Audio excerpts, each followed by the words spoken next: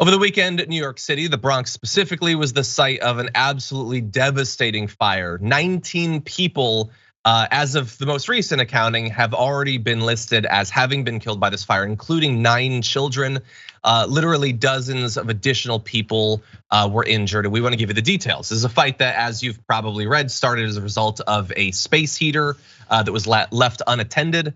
And so the flames themselves were not largely to blame for the deaths. Only that one apartment and the adjoining hallway were actually injured quite a bit by the actual fire, but the smoke was actually devastating. And because the door to the apartment was left open, the smoke was able to filter out into the rest of the apartment and did absolutely a tragic amount of damage. The building's fire alarms are now under investigation. FDNY Commissioner Dan Nigro says one of the alarms did alert a neighbor to the rising smoke and prompted the initial call that went into 911. He said that the building's heat was working as well. So, I mean, that's interesting news. It doesn't stop the fact that the space heater was used. And unfortunately, while one of the alarms might have worked, many more apparently either weren't hooked up or weren't working properly, or as we'll see, people had been trained to not trust anyway. And all of these things combined to result in a large amount of deaths. So we have more details. We're gonna give you quotes about what happened and give you a little bit more information about some of the people who were affected by this. But Francesca, what are your thoughts? I mean, it's terrifying and super tragic. And like so many tragedies these days, I'm reminded of the apartment complex in Florida, a tragedy that definitely could have been avoided. And I'm curious to see exactly how and where the missteps were. But it's just terrifying. 19 people is awful. And even if one of those smoke detectors weren't working, it's not okay. And these clearly, I don't know if they were tenants, but I know a large number of the majority of New York City residents are renters. They don't often always have the ability, whether the power, to actually make sure that their heating is on or make sure that their smoke detectors are working. But they also can't necessarily afford to do it on their own. So just terrifying, and I'm so glad that at least maybe more lives were spared by someone calling 911. Exactly. Yeah. And even if they could have, I mean, when you're a renter, you expect that certain sorts of things are going to be managed. You expect that the threat of fire in a big residential building should not, like, the responsibility to deal with it shouldn't have to be placed on renters. Obviously, it should be a combination of the specific responsibility of the landlord, but you also have to have the right regulations and enforcement in place at the city level, at the state and the federal level, to make sure that stuff like this doesn't happen. We already, again, as I alluded to earlier, we don't know for sure that we have finalized information about the extent of the tragedy, but already they're saying it's gonna be perhaps the worst fire in modern times, certainly in quite some time. It's being compared to a fire in 1990, the Happy Land Social Club. 87 people were killed when a man set fire to the building after getting in an argument with his former girlfriend and being thrown out of the Bronx club. And as we were talking about our production meeting, the Grenfell fire, obviously there's a lot of context that's very different in that London fire, but absolutely devastating. And there was a great effort to save people. Apparently there were 200 firefighters dispatched. Some of them did so many missions into and out of the building that they kept going in once their oxygen tanks were actually depleted, trying to save people using ladders and things like that. People stuffed soaked towels, at the base of doors to try to stop the smoke from getting in.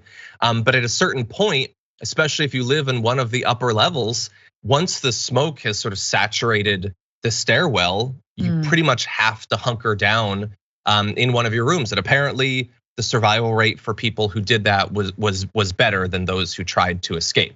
Because while, with a fire, you think of the fire as being the deadly thing, but smoke is absolutely devastating. And so, and we also wanted to let you know that, you alluded to in New York, most people are renters. In this particular building, actually, there were a lot of apparently Muslims from Gambia that were living in that building. That community apparently is heavily immigrant as well. Eric Adams, who we have lots of issues with here at the network, I think that goes without saying, says, we wanna make sure the residents know that if you need assistance, your names will not be turned over to ICE, any other institution. We want people to be comfortable coming forward. And presumably, he can communicate directly with some of the leaders of these organizations because he's gonna put just family members in charge of all of them, apparently. But anyway, that's a separate issue with I know, because the head of New York City ICE is my mom. So I told her, Mom, don't do the thing. Just once, don't do it. Just don't do it. Yeah. So I alluded to earlier, people not trusting the alarms. Jose Henriquez, an immigrant from the Dominican Republic who lives on the 10th floor of that building, said it seems like today they went off, but the people didn't pay attention. He said his and his family stayed, wedging a wet towel beneath the door once they realized the smoke would overpower them if they tried to flee. Luis Rosa said he was woken up by a fire alarm, but thought it was false. But when a notification popped up on his phone, he and his mother began to worry. By then, smoke had begun entering. He lived up relatively high, the 13th floor. He heard sirens in the distance, but at that point was too thick to actually escape. And it's so difficult to even put yourself in the position of trying to make that decision. Like in this case, it turns out staying in the room was a safe thing to do because the smoke was the big issue. As long as you can keep the smoke out of the room, you're probably going to be okay.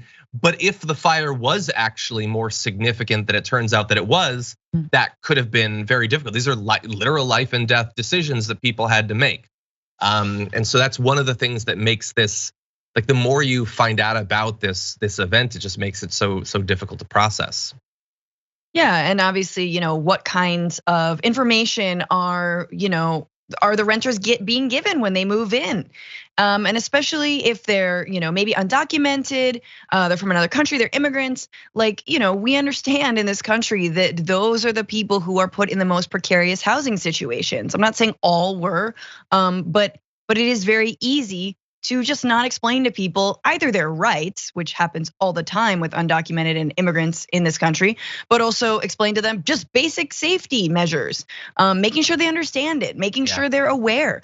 And so again, I think this is not unique to this building. There are many buildings like this. And so wake up, landlords, and I hope that the city takes this seriously, and I hope people are scared that something like this could happen, because honestly, it's the kinds of liability that gets slumlords essentially to pay attention and to wake up and to do something and to make sure that the fire alarms are working, make sure that their residents understand what to do if there is something as terrible as a fire. Yeah, and hopefully they will wake up. I mean, I know there was a lot of pressure following the Grenfell fire for reforms to happen there. Here, hopefully we'll see. I mean, the building was from 1972. At that point, was part of a project to provide modern, affordable housing, but apparently many of the buildings don't have sprinkler systems. They apparently don't have smoke alarms that actually function.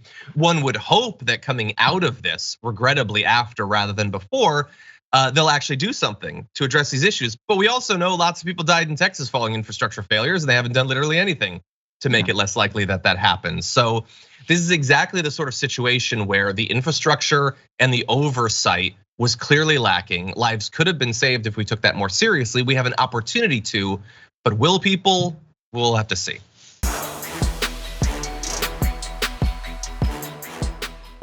For more political news breakdowns, interviews, stories of activism, and me trying my hardest to care about the occasional big celebrity news story, subscribe to our YouTube channel at youtube.com/The Damage Report. And you can ring the bell wherever it is so you don't miss anything.